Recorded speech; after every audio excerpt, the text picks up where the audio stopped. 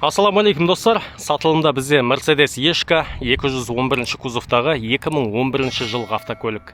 Оңтүстік Кореядан келген болатын. 3 объемды бензинмен жабдықталған, минимальный пробегпен бар болғаны 31 000 километр жүрген. Сенесіздер ме? Қазір ғана контейнерден түсірдік, қазір жағдайын барлығын түсіндіріп айтып кетем, және де қазақ нөмірге қанша шығатын барлығын айтатын болам.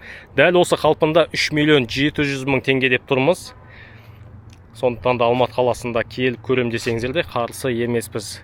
Комплектация бойынша қараңыздар, алдыңғы бізде Partronic, LED оптика, штатный бізде өте әдемі Mercedes дисктармен жабдықталған 17 размердегі. Және де повторители поворотников, жиналмалы айнасы, үстінде люк электрический. Так, ішкі салонына кіргенде.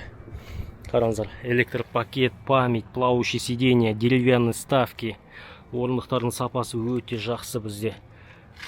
Вин-код бойынша 2011 жылғы астында керек десеңіздер осындай салып қоятындарға дейін бар екен енді. Ішке кіретін болсақ, міне 31 000 километр, іші де тап-таза бізде. Ешқандай жағымсыз иістер шықпайды. Зажиганиямен оталады көлік. Ешқандай чектер жанып тұрған жоқ. Мотор жағынан барлығы керемет.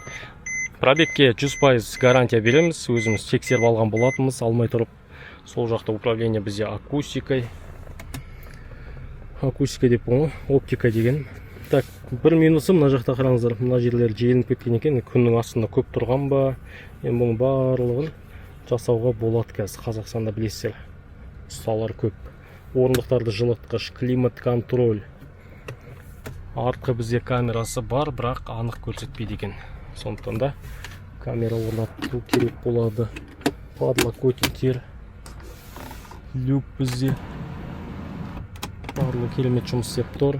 Видеорегистратор Кореядан осындай қалыпта келіп тұр. Енді рөлдің де жағдайы өте жақсы бізде, қараңыздар. Кәдімгі Mercedes көлігі, легендарный. Арт жағын өтетін болсақ, енді көліктің арт жақта да орындықтардың сапасы өте жақсы. Мінекей подлокотник. Бір қызықтыратын қараңыздар, өйсіп ашады екен да, мына бір кнопканы басады, подстаканник шыға келеді.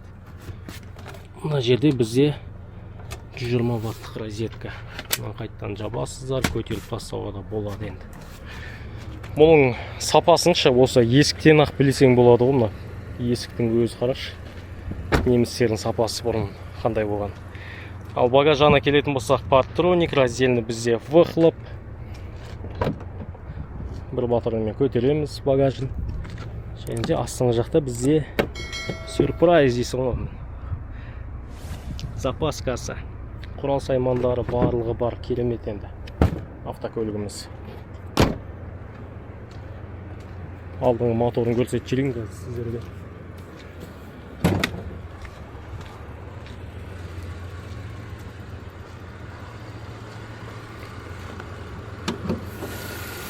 Мотор бізде V6 мотор, 3 объемды бензин. Мына жақтан да көрсеңіз болады. Вин-код бойынша барлығы жақсы жұмыс істеп тұр.